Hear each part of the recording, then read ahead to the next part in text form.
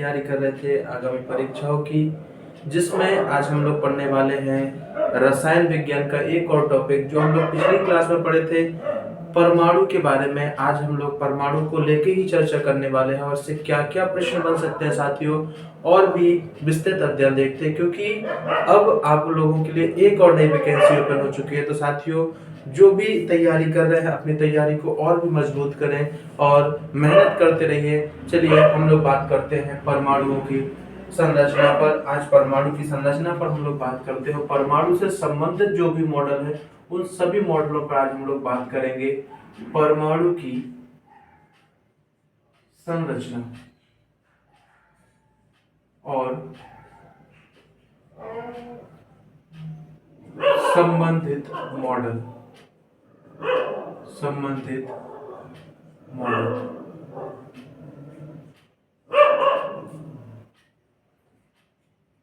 पहली बात करते परमाणु की संरचना। कहां से परमाणु के बारे में सोचा जाता है, किस वैज्ञानिक इस बारे में सोचते हैं, तो हम लोग सबसे पहले हिस्टोरिकल बैकग्राउंड देख लेते हैं साथियों। 800 बीसी का 800 बीसी में कौन आते हैं? महर्षि कणाद। और महर्षि कणाद क्या बोलते हैं कि जो आपका परमाणु है वह सूक्ष्मतम कण है। क्या है? इन्होंने क्या किया कि परमाणु पदार्थ का सूक्ष्मतम कण है। सूक्ष्मतम कण है। परमाणु क्या है? ये पदार्थ का सूक्ष्मतम कण है। और इन्होंने ये भी कहा कि यदि पदार्थ को लगातार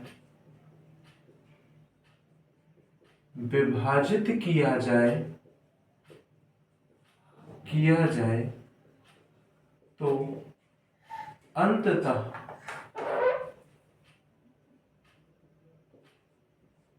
अंततः सूक्ष्मतम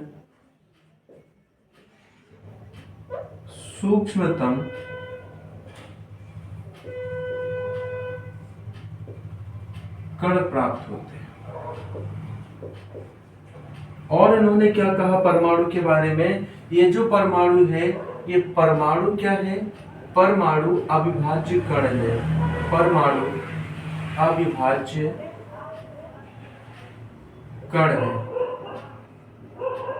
और क्या बोला इन्होंने कि ये स्वतंत्र अवस्था में नहीं पाया जाता है। जो परमाणु है, परमाणु स्वतंत्र अवस्था में नहीं पाया जाता है। परमाणु स्वतंत्र अवस्था में नहीं पाया जाता है। ये बात आपको याद रखना साथियों। ये बेसिक पॉइंट है जो आपके पूछे जाते हैं। पहली बात तो परमाणु को अविभाज्य कण किसने कहा? तो महर्षि कणाद ने। परमाणु को लगातार विभाजित करने पर तक कौन से कण प्राप्त होते? तो सूक्ष्म कण ही प्राप्त होते। ये बात भी किसने कही? महर्षि कणाद ने कहा। परमाणु पदार्थ का सूक्ष्मतम कण है। या आपसे बोल दूं कि ये जो परमाणु है, परमाणु पदार्थ का सूक्ष्मतम इकाई है। ये बात इन्होंने ही कही है। किन्होंने? तो महर्षि कणाद ने साथियों। ये बात आपको याद रखना। और उससे भी बड़ी बात ये है कि जो महर्षि कणाद ने स्टेटमेंट दिए थे वो सब के सब ओरल थे। इसी वजह से हम लोग क्या बोलते हैं, परमाणु की जो प्रथम संरचना अभी प्रस्तुत होगी वो महर्षि कणाद को उसका क्या नहीं माना जाता है, श्रेय नहीं जाता है। जब इस परमाणु की संरचना की बात करते हैं तो एक व्यक्ति आते हैं, एक वैज्ञानिक आते हैं 1808 ईस्वी में। और कौन आते हैं? John Dalton. कौन आते हैं साथियों? John Dalton. और ये जॉन डाल्टन वही हैं जिन्होंने परमाणु का प्रथम सिद्धांत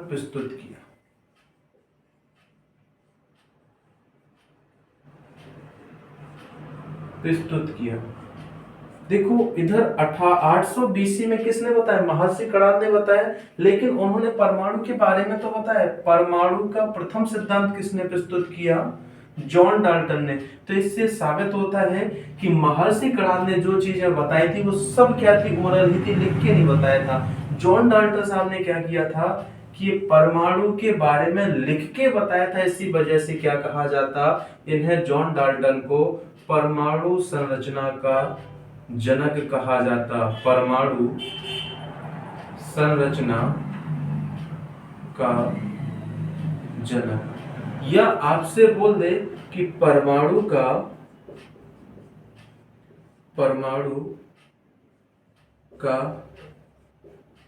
वैज्ञानिक ढंग से विस्तृत अध्ययन किसने किया था? तो जॉन डाल्टन साहब ने ही किया था। ये पहले वैज्ञानिक थे जिन्होंने परमाणु के बारे में इतना सब कुछ बताया था। और इन्होंने जो बातें महर्षि कणाद ने लिखी थी कि ये जो परमाणु है पदार्थों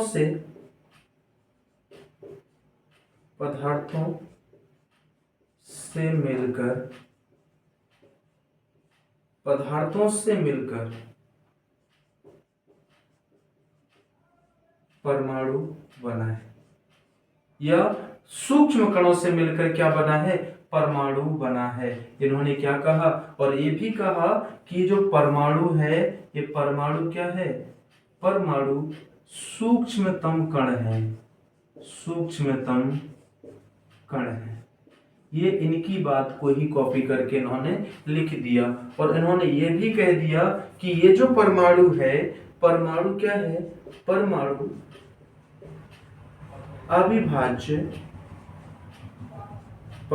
अविभाज्य और अविनाशी। ये स्टेटमेंट किसका था? तो ये स्टेटमेंट था किनका? जॉन डाल्टन साहब का था। इन्होंने क्या कहा था? परमाणु को अविभाज्य और अविनाशी कहा। ये बात आपको याद रखना। इसका मतलब ना तो उत्पन्न होता है, और अविनाशी का मतलब है कि ना तो नष्ट होता है। ये बात आपको याद रखना। तो इन्होंने परमाणु को क्या कहा कि परमाणु एक ऐसा कण है जो ना तो उत्पन्न होता है ना तो नष्ट होता है। और इन्होंने क्या बात कही? तो जॉन डाल्टन साहब ने यह भी कहा कि परमाणु स्वतंत्र अवस्था में नहीं होता है। परमाणु स्वतंत्र अवस्था में नहीं होता है। एक बात और क्या कहा इन्होंने कि परमाणु में रासायनिक गुण उपलब्ध होते हैं। परमाणु में रासायनिक गुण होते हैं। जब किसी भी तत्व में रासायनिक गुण हैं तो आप बताइए साथियों कि वो रासायनिक अभिक्रिया में भाग लेगा ही लेगा। तो यानी जो परमाणु होता है, ये परमाणु क्या है? ये परमाणु रासायनिक अभिक्रिया में भाग लेता है। परमाणु कहाँ भाग लेगा? तो जब इसमें रासायनिक गुण है तो ये कहाँ भाग लेगा? रासायनिक अभिक्रिया में भाग लेता है। अभिक्रिया में भाग लेता है। ये बात याद रखना साथियों। मेरा वादा है कि आपका एक भी प्रश्न यदि केमिस्ट्री से छूट जाए तो मैं पढ़ाना बंद कर दूंगा। एक भी प्रश्न आपका केमिस्ट्री से बाहर नहीं जाएगा साथियों, मेरा आपसे वादा है। आप देखिएगा और कंटिन्यू बने रहिएगा, एक भी प्रश्न नहीं बाहर जाने दूंगा, ये मेरा आपसे वादा है साथियों। एक एक प्रश्न से लेके हम लोग चर्चा करेंगे, क्या कैसे परमाणु की संरचना होती है, इन सभी प्रश्नों पर हम लोग चर्चा करेंगे। तो परमाणु रासायनिक अभिक्रिया में क्या करेगा? भाग लेगा। परमाणु स्वतंत्र अवस्था में नहीं होता है। परमाणु में रासायनिक गुण क्या होते हैं? रासायनिक गुण होते हैं या रासायनिक गुण हैं। ये बात, और भी इससे बड़ी बात क्या है कि जॉन डाल्टन साहब ने एक स्टेटमेंट और दिया था कि परमाणु से मिलकर ही क्या बना है? अणु का निर्माण हुआ है, दो या दो से अधिक। ये बात आपको याद रखना, दो या दो से अधिक परमाणु मिलकर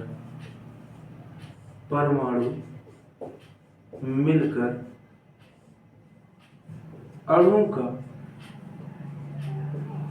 निर्माण करते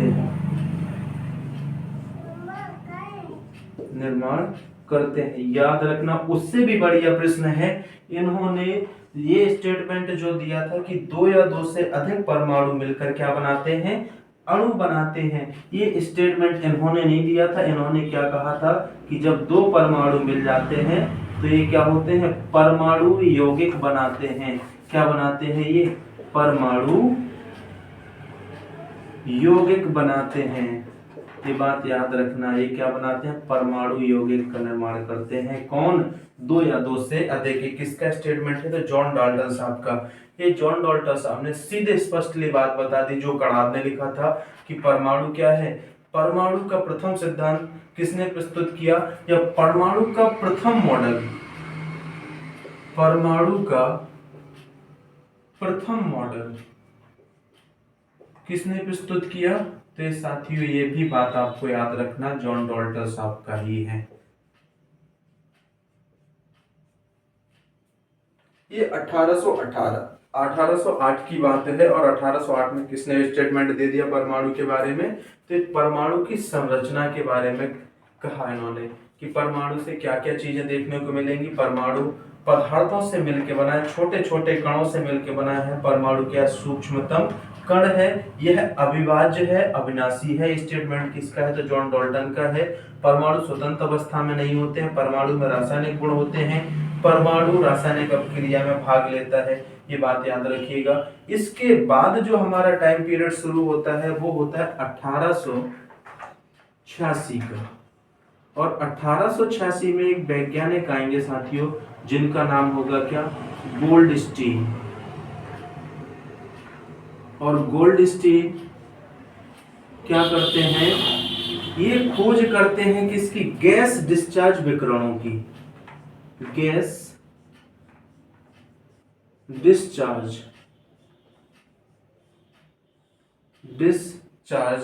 यानी क्या करते हैं, जो आपके आएंगे यूजिन, तो ये डिस्चार्ज के नए विकिरणों पर, गैस डिस्चार्ज के नए विकिरणों पर क्या करते हैं, खोज करते हैं। यानी क्या करते हैं, गैस डिस्चार्ज के नए विकिरणों पर खोज करते समय प्रोटॉन की खोज की। सर्वप्रथम प्रोटॉन की खोज की। और इन्होंने जो नए विकिरण खोजे, ये जो डिस्चार्ज के नए विकिरण थे, इन गैस डिस्चार्ज के जो नए विकिरण थे, इन्हें क्या कहा, इन्होंने कैनाल किरणें कहा। क्या कहा साथियों, कैनाल किरणें। और क्या चीज की खोज हुई, तो प्रोटॉन की खोज हुई। कहां पे, गैस डिस्चार्ज के नए विकिरण की खोज करते समय किसकी खोज हो गई, तो प्रोटॉन की। प्रोटॉन की खोज किसने की सर्वप्रथम, तो गोल्डस्टीन ने किया। कब, 1886 में। ये कब सर्वप्रथम इसकी खोज, सर्वप्रथम खोज किसने किया, तो गोल्डस्टीन ने किया। गोल्डस्टीन ने। ये बात आपको याद रखना साथियों, इधर से बहुत अच्छे अच्छे प्रश्न बन जाते हैं। किसने किया, तो प्रोटॉन की सर्वप्रथम खोज किसने किया, गोल्डस्टीन से। इसी वजह से लिखा रहता है कई किताबों में, कई पेपरों में आया हुआ है कि प्रोटॉन की खोज किसने की, गोल्डस्टीन ने की। और कई किताबों में रदरफोर्ड, तो रदरफोर्ड का भी किस्सा हम लोग बता देते हैं। सर्वप्रथम खोज किसने किया, तो गोल्डस्टीन ने। और यदि आपसे पूछ लिया जाए कि रदरफोर्ड ने क्या स्वर्ण पत्री मॉडल का प्रयोग करते समय प्रोटॉन की खोज की, प्रोटॉन की खोज की। ये बात याद रखना है। किसने की? फिर रदरफोर्ड ने कब की? तो 1911 में। रदरफोर्ड का मॉडल कब आएगा? 1911। इधर अभी हम लोग क्रम से चलेंगे। तो यदि प्रोटॉन की, यदि कभी ऐसा डाउट होता है कि प्रोटॉन की खोज किसने की, सर्वप्रथम खोज किया तो गोल्डस्टीन ने। और यदि उसमें ऑप्शन में ना हो रदरफोर्ड है, तो फिर याद रखिएगा, तो क्या आप किस पे जाएंगे? रदरफोर्ड पर जाएंगे, रदरफोर्ड पर जाएंगे। अगर ऑप्शन में नहीं होगा तो आप रदरफोर्ड पर लगाइएगा। अर्नेस्ट रदरफोर्ड इनका पूरा नाम होता है। क्या नाम होता है? Ernest Rutherford. अर्नेस्ट रदरफोर्ड ने किया था। कब किया? 1911 में। किस मॉडल का प्रयोग कर रहे थे? स्वर्ण पत्रिका मॉडल का प्रयोग कर रहे थे। उस समय इन्होंने क्या खोजा? प्रोटॉन खोजा। और याद रखिए, इसका नामकरण भी किसने किया? यानी प्रोटॉन का नामकरण भी किसने किया? तो याद रखिएगा, अर्नेस्ट रदरफोर्ड ने ही किया। अर्नेस्ट रदरफोर्ड ने किया। कब किया? तो 1920 में। और प्रश्न उससे भी बढ़िया बन सकता है कि प्रोटॉन का जनक किसे कहा जाता है? प्रोटॉन का जनक भी किसे कहा जाता है साथियों? तो अर्नेस्ट रदरफोर्ड को ही बोला जाता है। हम लोग थोड़ा सा प्रोटॉन के बारे में यदि देख लिए तो 1886 का जो समय लगा है उससे और संबंधित प्रश्न देख लेते हैं। तो प्रोटॉन के बारे में इन्होंने और क्या कहा कि प्रोटॉन धनावेशित होता है, धनावेशित कण है। ये क्या है? धनावेशित कण है। ये बात याद रखना। और धनावेशित कण है, इस पे कितना आवेश रहता है?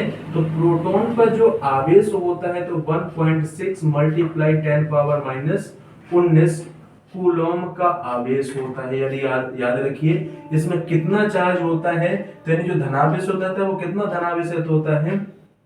तो 1.6 गुणे 10 की घाते माइनस 19 कूलम का आवेश इस पर होता है। प्रोटॉन की यदि बात किया जाए तो प्रोटॉन इसे P से व्यक्त करते हैं, इसे P से व्यक्त करते हैं, इसे P से व्यक्त करते हैं। और क्या प्रश्न बन सकते हैं इससे? यदि प्रोटॉन के बारे में और क्या पूछा जाए, प्रोटॉन का द्रव्यमान का भी प्रश्न पूछा जाता है। प्रोटॉन का द्रव्यमान कैसा होता है? तो याद रखिएगा, प्रोटॉन का द्रव्यमान 1.6726 मल्टीप्लाई 10 पावर माइनस 31 kg होता है। ये बात इसके द्रव्यमान को याद रखिएगा। प्रोटॉन को और भी बहुत सारे प्रश्न इधर से बनेंगे, इसका द्रव्यमान याद रखिएगा, आवेश भी याद रखिएगा साथियों। प्रोटॉन से क्या क्या प्रश्न बन सकते हैं, प्रोटॉन के बारे में अभी और भी विस्तृत चर्चा होगी। प्रोटॉन से यदि बात किया जाए कि प्रोटॉन की संख्या, प्रोटॉन की संख्या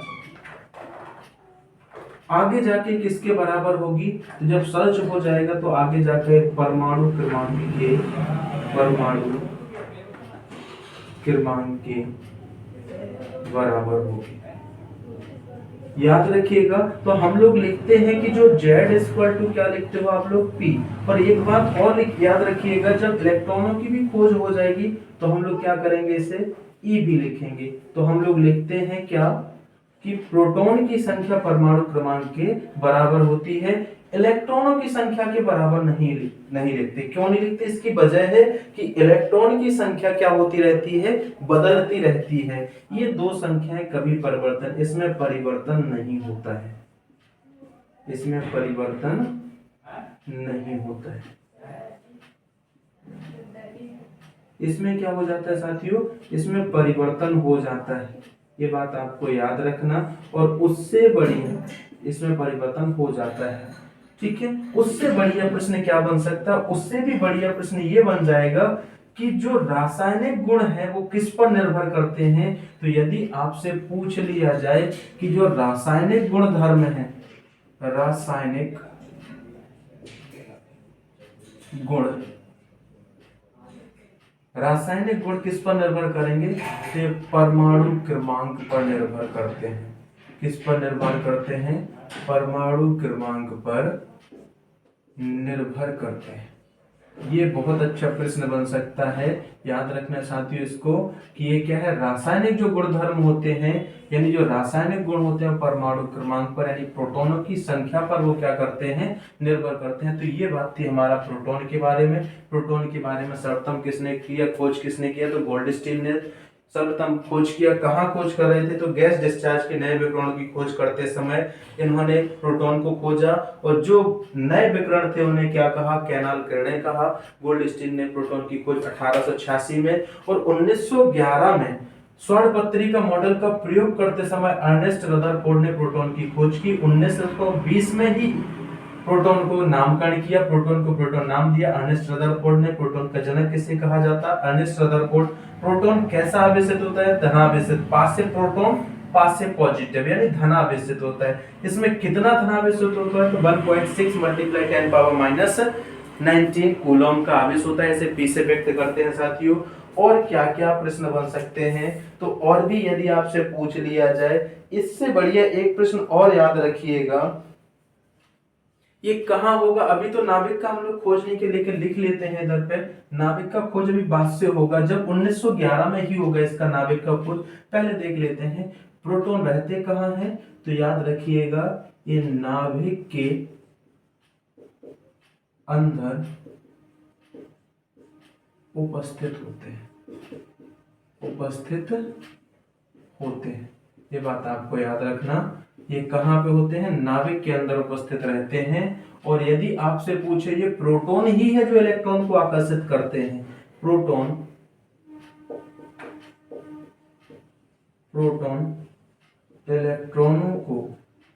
इलेक्ट्रॉन को आकर्षित करते हैं। ये बात आपको याद रखना, ये बहुत अच्छे तरीके से प्रश्न बन सकता है। हम लोगों ने प्रोटॉन के बारे में देखा, क्या क्या प्रश्न बन सकते हैं। 1886 की बात थी। अगले व्यक्ति आते हैं 1897 में, और 1897 में आएंगे कौन? James Chadwick. James Chadwick, sorry, J Thomson, James Thompson, J Thomson.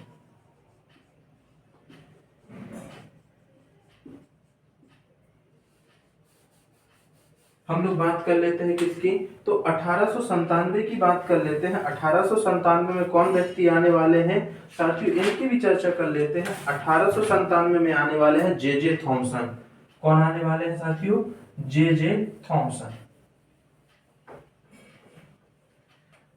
1886 के बाद देखना है हमें 1897 में, और 1897 में आने वाले हैं कौन? J Thomson.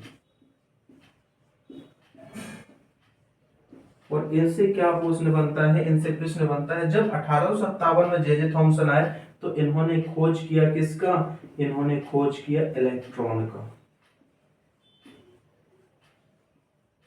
इलेक्ट्रॉन का एक क्रमिक रूप से क्रम हुए थे। क्या हो रहा है? अभी देखो परमाणु की संरचना दी, परमाणु में हमें क्या मिला? 1808 में क्या मिल गए?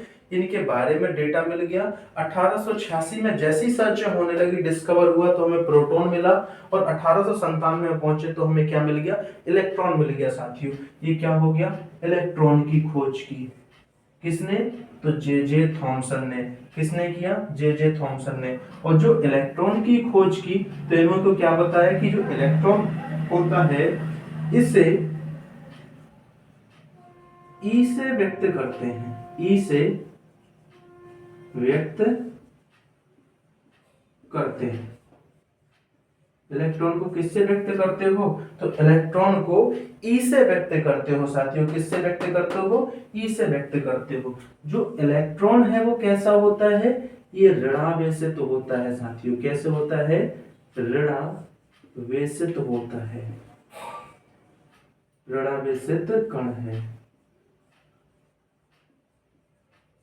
ऋणावेशित होता है। और उससे बढ़िया प्रश्न पूछा जाता कि ये जो इसका आवेश है, इसका आवेश की यदि बात करें, इसमें कितना आवेश होता है?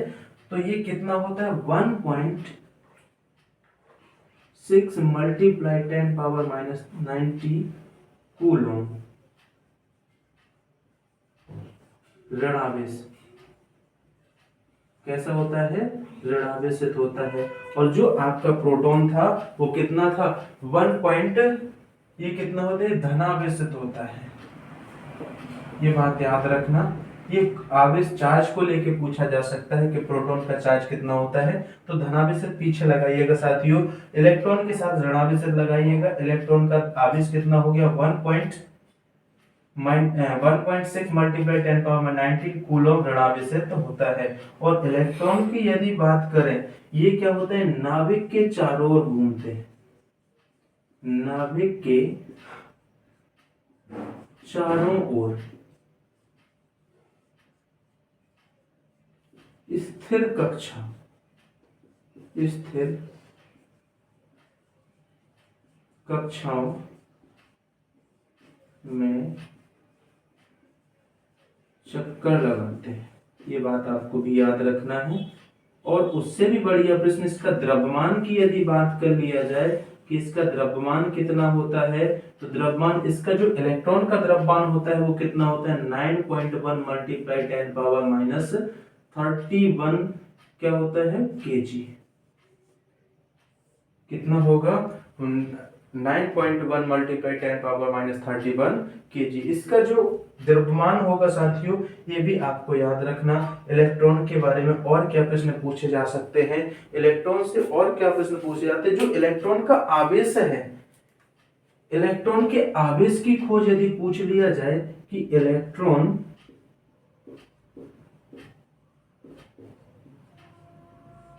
के आवेश की खोज, तो याद रखिए किसने किया, इलेक्ट्रॉन के आवेश की खोज किसने किया था साथियों, ये मिल्कन ने किया था। किसने किया, मिल्कन। ये आपको याद रखना किसने किया। इलेक्ट्रॉन का जो चार्ज लगा हुआ है, कितना लगा हुआ है 1.6 मल्टीप्लाई 10⁻19, ये इसके आवेश की खोज किसने किया, तो ये बात याद रखिएगा। इलेक्ट्रॉन की खोज कब हुई, तो ये इलेक्ट्रॉन की यदि कोई खोज पूछ लेगी तो ये कैथोड किरणों की खोज करते समय इसको खोजा गया था। कहां, कब खोजा गया था, तो कैथोड किरणों, कैथोड किरणों की जब सर्च चल रही थी तब इसे खोजा गया। कैथोड किरणों की खोज करते समय इलेक्ट्रॉन की खोज हुई थी। ये बात आपको याद रखना कि कैथोड किरणों की खोज करते समय इलेक्ट्रॉन की खोज हुई थी। और यदि आपसे पूछ लिया जाए कि ये जो इलेक्ट्रॉन होता है ये तरंग और कण प्रकृति पर होता है, ये कैसा होता है, तरंग और कण प्रकृति का होता है। ये कैसा होता है, तो तरंग और कण प्रकृति का होता है। ये बात साथियों आपको याद रखना। इधर से बहुत अच्छा प्रश्न बन सकता है। तो हम लोगों ने देखा क्या, इलेक्ट्रॉन तक हम लोगों ने देख लिया है कि 1897 में किसकी खोज हुई, इलेक्ट्रॉन की खोज किसने, जे थॉमसन ने। कहाँ खोजा, कैथोड किरणों की खोज करते समय। इसके आवेश की खोज किसने किया, तो मिल्कन ने किया। इलेक्ट्रॉन नाभिक के चारों क्या कक्षाओं में चक्कर लगाते हैं। द्रव्यमान 9.1 मल्टीप्लाई 10⁻31 केजी। और ये तरंग और कण प्रकृति के होते हैं। आवेश होता है इसका कितना 1.6 मल्टीप्लाई 10⁻19 कूलम ऋण आवेशित होता है। तो ये बताइएगा, जो प्रोटॉन होते हैं, प्रोटॉन प्रोटॉन प्रोटॉन की खोज किसने किया, तो गोल्डस्टीन ने। 1911 में किसने किया, रदरफोर्ड ने। प्रोटॉन की संख्या के बराबर कौन सी होंगी, तो अभी मैंने दिखाया था कुछ समय पहले, परमाणु संख्या, परमाणु संख्या, या यही क्या कहलाएगा, परमाणु क्रमांक। ये क्या कहलाएगा साथियों, परमाणु क्रमांक कहलाएगा। ये बात आपको याद रखना, ये क्या कहलाएगा, परमाणु क्रमांक। क्या होगा ये, परमाणु क्रमांक। और आपसे यदि पूछ लिया जाए कि परमाणु क्रमांक की खोज किसने किया, तो ये भी प्रश्न आपसे पूछा जा सकता है, हेनरी मोजले ने। कई किताबों में हेनरी मोजले लिखा हुआ है, याद रखिएगा। और परमाणु संख्या को इसे जेड से व्यक्त करते हैं। तो आपसे प्रश्न क्या बनता है कि परमाणु की संख्या नाभिक में स्थित किसके बराबर होती है? तो प्रोटॉन की संख्या के बराबर होती है। ये प्रश्न आपको याद रखना। तो प्रोटॉन की संख्या बराबर क्या हो जाएगा? परमाणु संख्या या परमाणु क्रमांक, या क्या बोल सकते हैं हम लोग, इलेक्ट्रॉन की संख्या। क्या होती है? इलेक्ट्रॉनों की संख्या। इलेक्ट्रॉनों की संख्या क्या होती है? आगे पीछे हो सकती है, बढ़ सकती है, बढ़ भी सकती है। इसमें क्या हो सकता है? इसमें वृद्धि भी हो सकती है, और इसमें क्या हो सकता है साथियों? इसमें कमी हो सकती है। वृद्धि कब होगी? जब इलेक्ट्रॉन क्या करेंगे? ग्रहण करेंगे। जब इलेक्ट्रॉन क्या होगा? ग्रहण हो गया। और जब कमी क्या होगी? जब इलेक्ट्रॉन क्या होंगे? त्यागे जाएंगे। तब क्या हो जाएगा?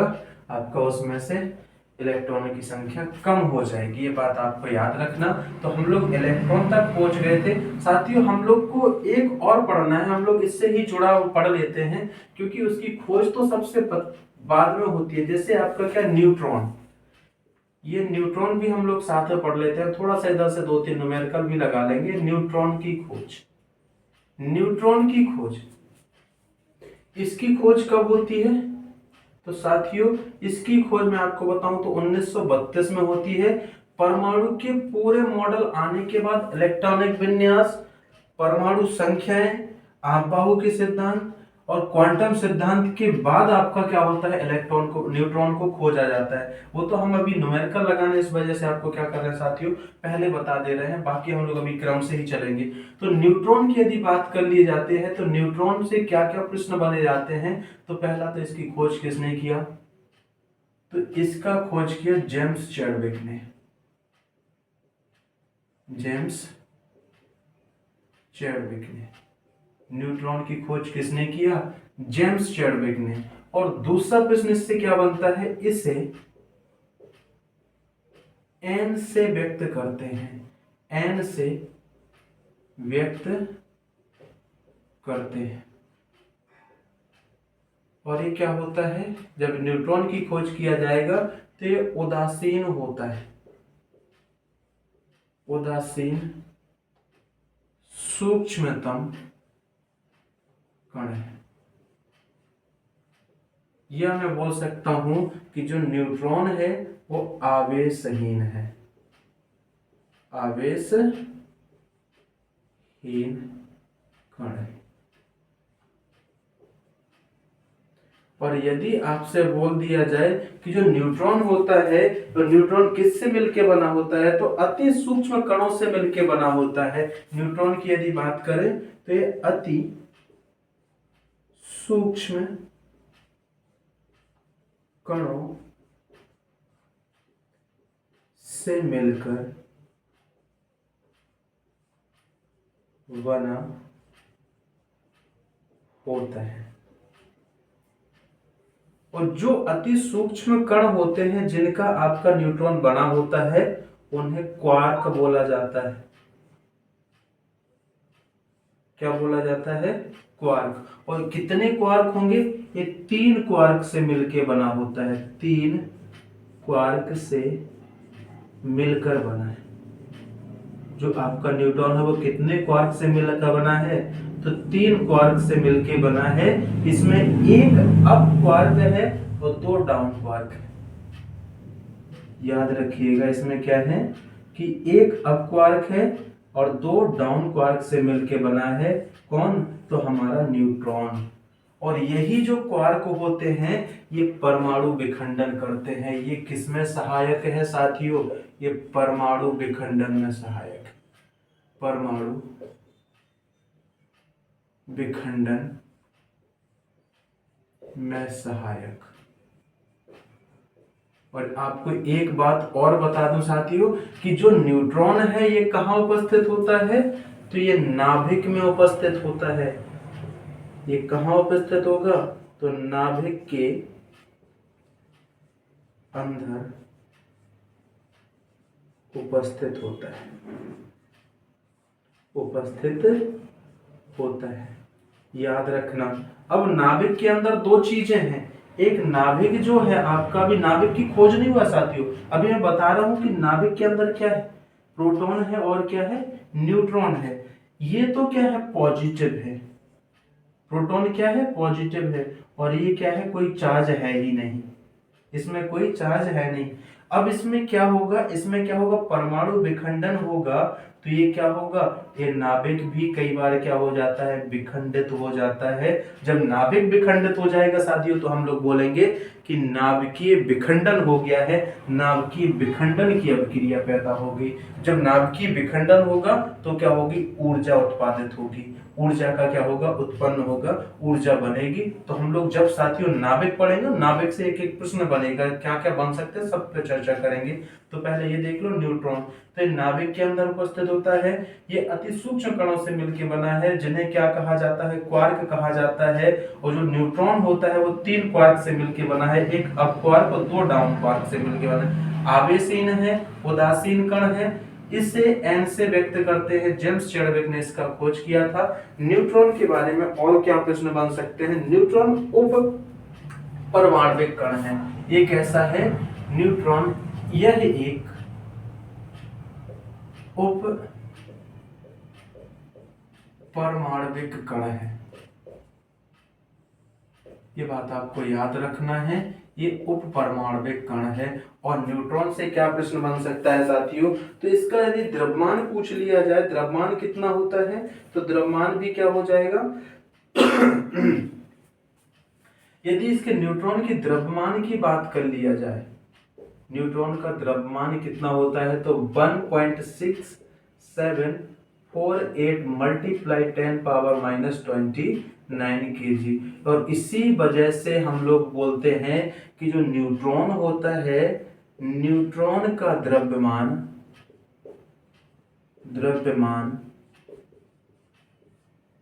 प्रोटॉन के द्रव्यमान के बराबर होता है, प्रोटॉन के द्रव्यमान के लगभग बराबर होता है। क्या होता है साथियों, प्रोटॉन के द्रव्यमान के बराबर होता है। ये बात आपको याद रखना है। और यदि वेट में बढ़ते हुए क्रम में इनको लिखा जाए तो फिर हम लोग कैसे लिख सकते हैं, ये बात भी आपको याद रखना है। बढ़ते हुए ऊर्जा के क्रम में ये प्रश्न भी आपको याद रखना। सबसे ज्यादा यदि वेट की बात करें तो क्या रख सकते हो, ये बात आपको याद रखना है।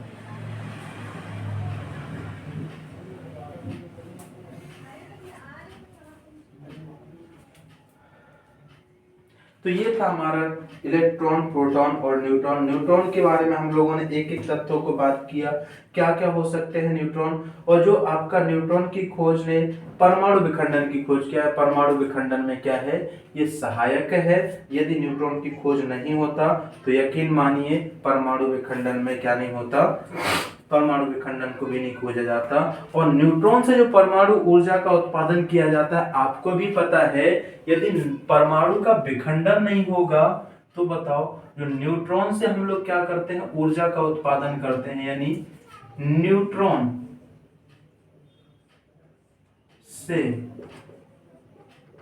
परमाणु विखंडन,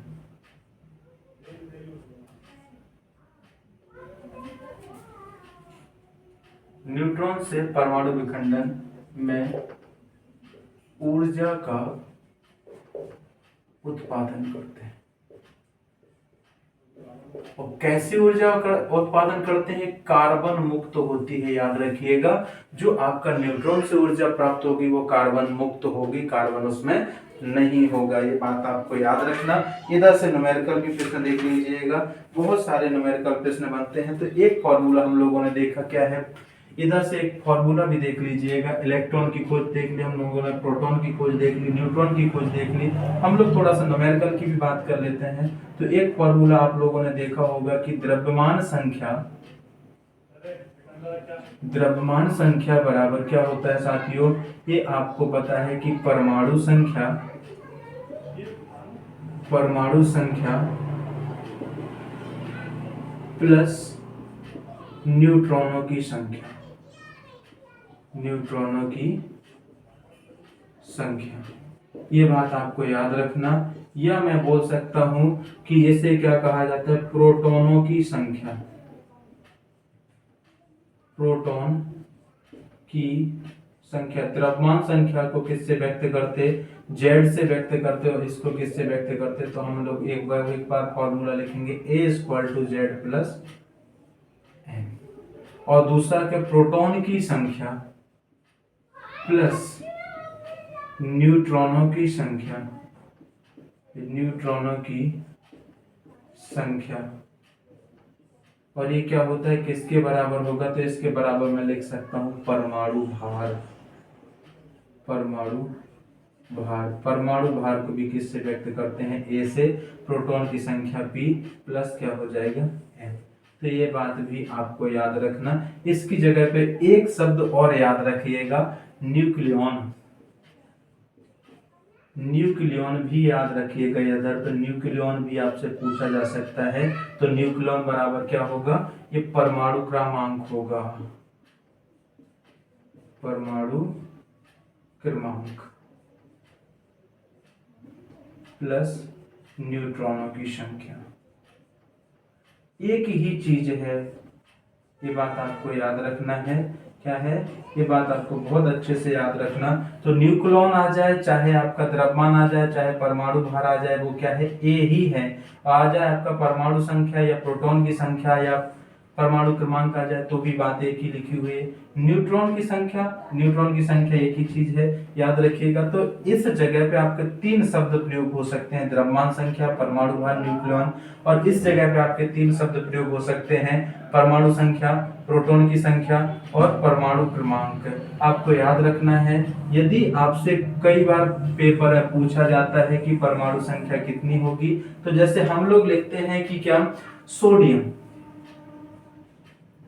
जैसे सोडियम लिखा है, तो सोडियम का जो तत्व होता है वो कितना है, परमाणु क्रमांक कितना है। यदि किसी तत्व की परमाणु क्रमांक कितना है, 11 है, और उसका परमाणु भार 23 है, तो न्यूट्रॉनों की संख्या कितनी होगी, ये बात याद रखना है आपको। यदि किसी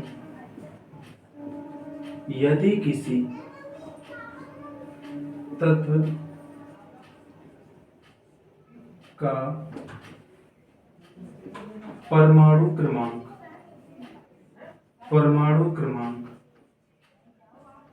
11 है और परमाणु भार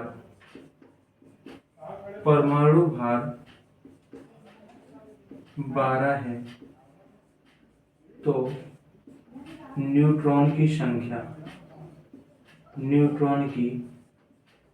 संख्या कितनी होगी। न्यूट्रॉन की संख्या बराबर क्वेश्चन मार्क। तो हम लोग लिख सकते हैं कि A = Z + N। तो A आपका क्या है, परमाणु भार है। परमाणु भार कितना है, 23 है। परमाणु भार कितना है, 23 है। और यदि आपसे क्रमांक पूछा जाए साथियों, तो कितना है, परमाणु क्रमांक कितना है आपका, 11 है। परमाणु क्रमांक कितना है, 11 है। परमाणु क्रमांक 11 है, तो न्यूट्रॉन की संख्या कितनी हो जाएगी साथियों, 12 हो जाएगी। तो ये न्यूट्रॉन की संख्या है। ये तत्व था आपका कौन सा, तो इसमें हम लोग बता सकते हैं कि आपका ये जो तत्व लिखा है, इसमें ये जो संख्या लिखी है, ये क्या कहलाएगी आपकी, ये संख्या कहलाएगी परमाणु भार। ये परमाणु भार, यह द्रव्यमान संख्या, ये क्या है साथियों, द्रव्यमान संख्या। या इसी को क्या कह सकते हैं हम, न्यूक्लियॉन। क्या कह सकते हैं साथियों, न्यूक्लियॉन। और इसको क्या कह सकते हैं, परमाणु संख्या। परमाणु संख्या या परमाणु क्रमांक। या मैं बोल सकता हूं कि प्रोटॉन की संख्या। ये बात आपको याद रखना। तो इधर से भी न्यूमेरिकल बनेंगे। एक तत्व में तो हम लोगों ने, यदि आपसे पूछ लिया जाए कि इसमें, तो न्यूट्रॉन की संख्या इसमें हम पूछेंगे, तो न्यूट्रॉन की संख्या इसमें क्या, ये क्या है, तत्व का नाम है। तत्व का नाम क्या हो जाएगा, ये सोडियम। इसमें क्या है, तो सोडियम है। और यदि आपसे पूछ ले ये क्या है, तत्व का प्रतीक, तत्व का प्रतीक क्या है, तो ये भी आप बता दीजिएगा, तत्व का प्रतीक है Na। और यदि आपसे और भी प्रश्न अभी आगे बढ़ेंगे तो ये भी हम लोग एक एक प्रश्न सोचेंगे और एक एक प्रश्न पर बात करेंगे। तो अभी याद रखिएगा, हम लोग अभी केवल न्यूमेरिकल देख रहे हैं, परमाणु भार पर आधारित जो आपका ये फॉर्मूला लगा है द्रव्यमान संख्या पर आधारित, अभी हम लोग प्रश्न देख रहे हैं। दूसरा हम लोग देख लेते हैं साथियों, दूसरा एल्यूमिनियम। एल्यूमिनियम ये कितना होता है 13, तो कितना हो जाएगा ये 27 हो जाएगा। कितना हो जाएगा 27 हो जाएगा, ये बात याद रखना। तो यदि आप क्या है कोई भी तत्व है तो इसके न्यूट्रॉनों की संख्या, ये तो क्या है तत्व का नाम क्या हो जाएगा एल्यूमिनियम। एल्यूमिनियम। और आपसे पूछ लिया जाए कि तत्व का प्रतीक क्या है, तत्व का प्रतीक तो क्या है Al। और यदि पूछ लिया जाए परमाणु क्रमांक कितना है इसका, प्रोटॉन की संख्या कितना है, तो भी बता सकते हो प्रोटॉन की संख्या कितनी है। प्रोटॉन की संख्या कितनी है ये है। या परमाणु क्रमांक कितना है तो भी बता सकते हो साथियों, कितना है परमाणु क्रमांक कितना है, परमाणु क्रमांक कितना है 13 है। तो हमें न्यूट्रॉन की संख्या बतानी है, तो हम लोग न्यूट्रॉन की संख्या बता सकते हैं, न्यूट्रॉन की संख्या। तो न्यूट्रॉन की संख्या कितनी हो जाएगी साथियों 14 हो जाएगी। कितनी हो जाएगी न्यूट्रॉन की संख्या 14 हो जाएगी। यदि आपसे पूछ लिया जाए कि इलेक्ट्रॉन की संख्या कितनी होगी, तो हम लोग इलेक्ट्रॉन की संख्या भी बता सकते हैं, इलेक्ट्रॉन की संख्या। तो इलेक्ट्रॉन की संख्या कितनी होगी साथियों, ये 13 ही होगी। अभी कितनी होगी 13 ही होगी। इलेक्ट्रॉन की संख्या कितनी होगी 13 होगी। प्रोटॉन की संख्या कितनी होगी 13। परमाणु क्रमांक कितना होगा, न्यूट्रॉन की संख्या आप लोग बता सकते हैं कितनी हो सकती है, तो ये न्यूट्रॉन की संख्या 14 होगी। ये बात आपको याद रखना, ये बहुत अच्छे प्रश्न बनते हैं। अगला हम लोग देखते हैं, अगला तत्व की बात कर लेते हैं साथियों की, क्लोरीन। किसी तत्व का परमाणु क्रमांक 17 है, किसी तत्व का परमाणु क्रमांक कितना है 17 है। परमाणु क्रमांक क्या है 17 है। तो इस तत्व का परमाणु भार, परमाणु भार कितना होगा, परमाणु भार कितना होगा, या मैं बोल दूं कि द्रव्यमान संख्या कितनी होगी, द्रव्यमान संख्या कितनी होगी। तो बता सकते हैं यदि परमाणु क्रमांक कितना है 17 है, तो परमाणु भार कितना होगा साथियों, ये याद रखिएगा, ये 35 होगा। कितना होगा 35 होगा। और यदि आपसे पूछ लिया जाए और क्या प्रश्न बन सकता है, द्रव्यमान संख्या क्या होगी, तो द्रव्यमान संख्या भी कितनी होगी 35 होगी। और यदि आपसे पूछ ले कि प्रोटॉन की संख्या कितनी है, प्रोटॉन की संख्या, इसमें प्रोटॉन की यदि संख्या पूछ लिया जाए तो भी बता दीजिएगा। या आपसे पूछ लिया जाए कि परमाणु संख्या कितनी है, परमाणु संख्या, परमाणु संख्या भी बता दीजिएगा कितनी है। और यदि आपसे पूछ लिया जाए कि इलेक्ट्रॉन की संख्या कितनी है, इलेक्ट्रॉन की संख्या, इलेक्ट्रॉन की संख्या भी बता सकते हो। और यदि आपसे पूछ ले कि तत्व का नाम क्या है, या आपसे पूछ लिया जाए कि तत्व का प्रतीक क्या है, तत्व का प्रतीक, ये बात आपको याद रखना है। क्या क्या, यदि किसी तत्व का परमाणु क्रमांक 17 है तो परमाणु भार क्या होगा, दुगने से एक अधिक होता है, ये लगभग दोगुना होता है। तो हम लोग यदि पता कर देंगे, तो यदि कोई तत्व का परमाणु क्रमांक कितना है 17 है, तो वही उसकी क्या होगी, परमाणु प्रोटॉन संख्या होगी या परमाणु संख्या होगी। या आप कह सकते हैं कि वो क्या होगी, उसका प्रोटॉन का संख्या होगा। या आप लोगों ने देखा होगा कि P इक्वल टू क्या होता है Z प्लस बराबर क्या होता है E। ये बात याद रखना है। तत्व का नाम क्या हो जाएगा साथियों, तत्व का नाम हो जाएगा क्लोरीन। और यदि पूछ लिया जाए कि तत्व का प्रतीक क्या है Cl है। और यदि आपसे पूछ लिया जाए कि इसमें न्यूट्रॉनों की संख्या कितनी है, तो भी बता दीजिएगा। न्यूट्रॉन की संख्या यदि आपसे पूछ लिया जाता है तो न्यूट्रॉन की संख्या ही बता दीजिएगा। यदि ये 17 है, ये 35 है, तो कितना हो जाएगा, यदि आपका क्या है परमाणु क्रमांक 17 है और आपको ही पता है कि ये क्या परमाणु भार बराबर कितना होता है, परमाणु क्रमांक प्लस न्यूट्रॉनों की संख्या। तो ये दोनों मिलके कितना है, ये दोनों मिलके 35 है। अकेला प्रोटॉन कितना है, 15 17 है, तो ये कितना हो जाएगा 18। तो न्यूट्रॉन की संख्या कितनी हो जाएगी साथियों, ये बात आपको याद रखना, न्यूट्रॉन की संख्या कितनी हो जाएगी, 18 हो जाएगी, ये बात याद रखना। अगला प्रश्न देख लीजिएगा, चौथा प्रश्न, यदि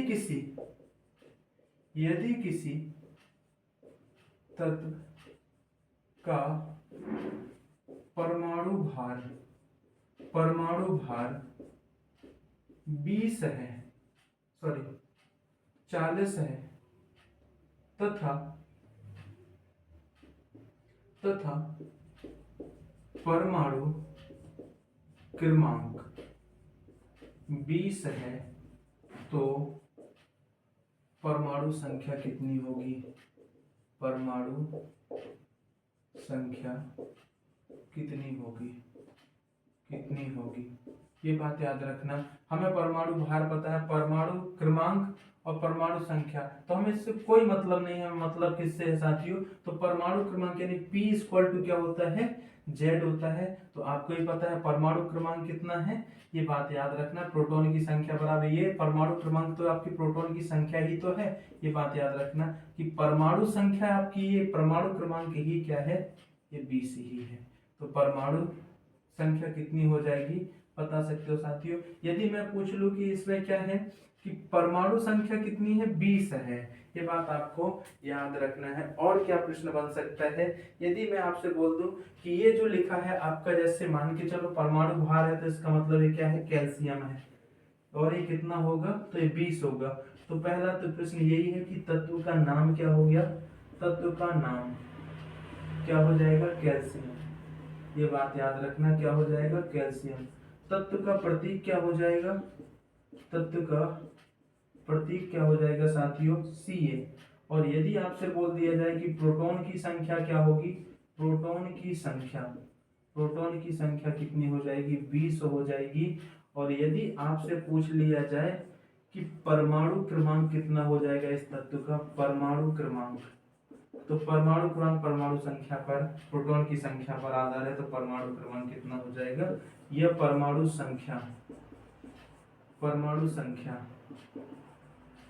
संख्या कितनी हो जाएगी, 20 हो जाएगी। और यदि आपसे इलेक्ट्रॉन की संख्या पूछ लिया जाए तो भी कितना हो जाएगा साथियों, ये भी 20 हो जाएगा। और यदि आपसे न्यूक्लियॉन की संख्या पूछे, न्यूक्लियॉन की संख्या कितनी है, तो न्यूक्लियॉन की संख्या आपकी 40 है, कितनी है, न्यूक्लियॉन की संख्या कितनी है साथियों, 40 है। और यदि आपसे पूछ ले कि न्यूट्रॉन की संख्या कितनी है, न्यूट्रॉन की संख्या कितनी है, न्यूट्रॉन की संख्या, तो ये बात भी आपको याद रखना है कि आपके ये दोनों के मिलके बराबर 40 बराबर क्या है, ये आपका क्या होता है, प्रोटॉन प्लस न्यूट्रॉन। यदि प्रोटॉन 20 है तो 20 ही क्या होगा, आपका न्यूट्रॉन होगा, ये बात आपको याद रखना। तो ये था आपका कैल्शियम देख लिया हम लोगों ने, क्लोरीन देख लिया, और इसके बाद हम लोग देख लेते हैं मैग्नीशियम कितना होता है साथियों, 12। और 12 से और भी याद रखना है, मैग्नीशियम कितना होता है, तो 12 होता है। और इसका जो परमाणु भार कितना होता है, तो याद रखिएगा इसका परमाणु भार कितना होता है, 24। और यदि आपसे पूछे क्या है, ये तो है तत्व का नाम क्या हो जाएगा, ये मैग्नीशियम हो जाएगा, क्या हो जाएगा साथियों, मैग्नीशियम। और यदि आपसे पूछ लिया जाए कि तत्व का प्रतीक क्या है, तो तत्व का प्रतीक Mg हो जाएगा। और यदि आपसे पूछ लिया जाए कि परमाणु क्रमांक कितना है इसका, परमाणु क्रमांक कितना है, 12। और यदि इस तत्व में पूछ लिया जाए कि प्रोटॉन की संख्या कितनी है, तो ये भी बता दीजिएगा, प्रोटॉन की संख्या कितनी है साथियों, इसमें 12 ही है। और यदि आपसे पूछें इसमें क्या है कि द्रव्यमान संख्या कितनी है, इसकी द्रव्यमान संख्या कितनी है, तो बता दीजिएगा इसकी द्रव्यमान संख्या 24 है। और यदि आपसे पूछ ले कि परमाणु भार कितना है इसका, परमाणु भार एक ही बात है, द्रव्यमान संख्या परमाणु भार कितना है, तो ये भी 24 है। और यदि न्यूक्लियॉन की संख्या पूछा जाए, तो ये न्यूक्लियॉन, परमाणु भार, द्रव्यमान संख्या एक ही होती है, परमाणु क्रमांक और परमाणु संख्या और प्रोटॉन की संख्या एक ही बात है। अगर हम पूछ लें कि इसकी न्यूट्रॉनों की संख्या कितनी है, न्यूट्रॉन की संख्या, न्यूट्रॉन की संख्या, तो न्यूट्रॉन की संख्या भी इसमें कितनी है साथियों, 12 है। ये बात आपको याद रखना। तो मैग्नीशियम में 5 तत्वों के आपको कम से कम तो नाम याद रखना, यही पेपर है बहुत ज्यादा पूछे जाते हैं। फॉस्फोरस आप लोग इसका निकाल लेना, एक तो नाइट्रोजन हो गया, नाइट्रोजन का को निकाल लेना है, फॉस्फोरस को निकाल लेना है और सल्फर को निकाल के रखना है।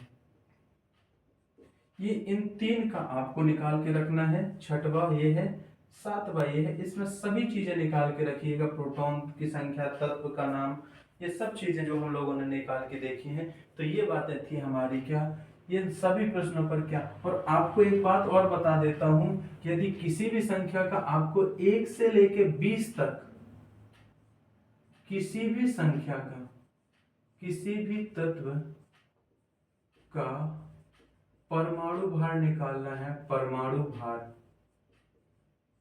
तो क्या करोगे, यदि 2 चीजें होंगी इसमें कंडीशन, यदि सम होगा और दूसरी क्या होगी, विषम होगी।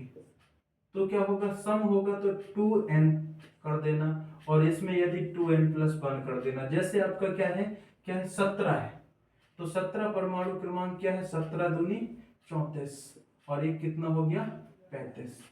तो कितना हो जाएगा, जो 17 क्लोरीन है उसका कितना हो जाएगा, 35 हो जाएगा क्या, परमाणु भार। मान के चलो जैसे आपका 11 है, 11 आपका क्या है सोडियम, सोडियम का परमाणु भार निकालना है, तो आप क्या करोगे, 2 गुना से 1 अधिक कर दोगे तो कितना हो जाएगा, 23 परमाणु भार निकल जाएगा। यदि 1 से 20 तक के किसी तत्व का परमाणु भार निकालना है, यदि सम है तो 2 गुना कर दो और यदि विषम है तो 2n+1 कर दो। ये बातें थी साथियों हमारे आज के लेक्चर की। अगली लेक्चर में हम लोग परमाणु के अगला मॉडल पढ़ेंगे। तो मिलते हैं अगले लेक्चर में। सभी को थैंक यू। यदि क्लास अच्छी लग रही है तो लाइक करें, शेयर करें, कमेंट करें, सभी हौसला बढ़ाते रखें। सभी को थैंक यू।